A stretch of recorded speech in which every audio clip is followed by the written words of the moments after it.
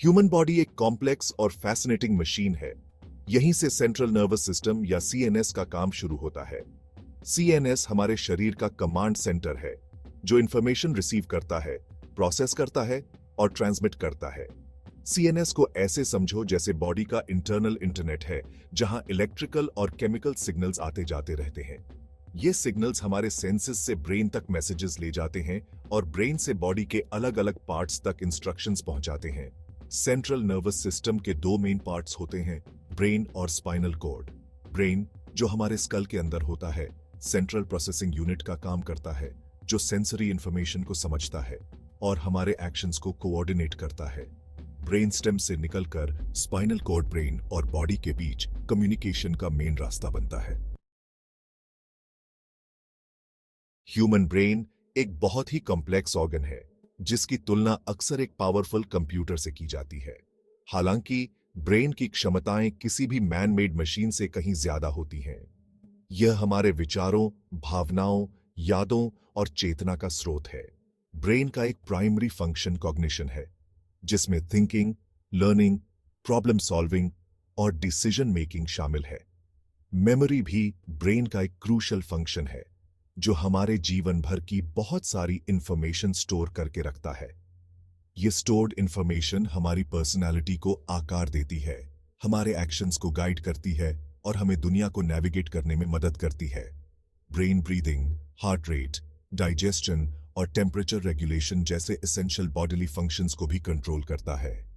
ये functions automatically होते रहते हैं, जिससे हमारा सर्वाइवल बना रहता है। ब्रेन हालांकि दिखने में एक सिंगल एंटिटी लगता है, लेकिन यह अलग अलग रीजन्स में डिवाइडेड होता है। हर एक स्पेसिफिक फंक्शंस में स्पेशलाइज होता है। सेरेब्रम, जो ब्रेन का सबसे बड़ा पार्ट होता है, हायर लेवल कॉग्निटिव फंक्शंस के लिए रिस्पॉन्सिबल होता है। यह दो हेमिस्फीयर्स में डिवाइडेड होता है, हर एक बॉडी के ऑपोजिट साइड को कंट्रोल करता है। Cerebrum language, reasoning, sensory perception और वॉलंटरी मूवमेंट को गवर्न करता है। ब्रेन के पीछे सेरेब्रम के नीचे स्थित सेरेबेलम होता है, जो मूवमेंट, बैलेंस और पोस्चर को कोऑर्डिनेट करता है। ब्रेन स्टेम, जो ब्रेन को स्पाइनल कॉर्ड से कनेक्ट करता है, एसेंशियल लाइफ सस्टेनिंग फंक्शंस को कंट्रोल करता है। यह region breathing, heart rate, blood pressure और स्लीप वेक साइकिल्स को रेगुलेट करता है। ब्रेन स्टेम को डैमेज जानलेवा हो सकता है, क्योंकि यह वाइटल फंक्शंस को कंट्रोल करता है। स्पाइनल कॉर्ड ब्रेन और बॉडी के बाकी हिस्सों के बीच प्राइमरी कम्युनिकेशन पाथवे का काम करता है। यह वाइटल लिंक हमें सेंसेशंस एक्सपीरियंस करने, अपने लिम्स को मूव करने और स्टिम्युली पर रिएक्ट करने में मदद करता है। स्पाइनल कॉर्ड को एक सुपर हाईवे के रूप में इमेजिन करो, जहां इंफॉर्मेशन कॉन्स्टेंटली दोनों डायरेक्शंस में ट्रैवल कर रही है। हमारी स्किन, मसल्स और ऑर्गन्स से सेंसरी इंफॉर्मेशन स्पाइनल कॉर्ड के थ्रू ब्रेन तक प्रोसेसिंग के लिए जाती है। फिर ब्रेन सिग्नल्स वापस स्पाइनल कॉर्ड के थ्रू भेजता है, जो मसल्स को कॉन्ट्रैक्ट या रिलैक्स करने का इंस्ट्रक्शन देता है। स्पाइनल कॉर्ड रिफ्लेक्सेस में भी क्रूशल रोल प्ले करता है, जो स्टिम्युली के प्रति रैपिड इनवॉलंटरी रिस्पॉन्सेज होते हैं। सेंट्रल नर्वस सिस्टम एक डेलिकेट और वाइटल सिस्टम है और इसकी प्रोटेक्शन बहुत इंपॉर्टेंट है। ब्रेन और स्पाइनल कॉर्ड बोनी स्ट्रक्चर्स में एनकेस्ड होते हैं, स्कल और वर्टेब्रल कॉलम। इन बोनी स्ट्रक्चर्स के अलावा सीएनएस को मेनिंजस नामक मेम्ब्रेन्स की 3 लेयर्स और सेरिब्रोस्पाइनल फ्लूइड नामक एक कुशनिंग फ्लूइड द्वारा फर्दर प्रोटेक्ट किया जाता है। ये प्रोटेक्टिव लेयर्स शॉक अब्जॉर्बर्स का काम करते हैं, जो माइनर इंपैक्ट से होने वाले डैमेज को प्रिवेंट करने में हेल्प करते हैं।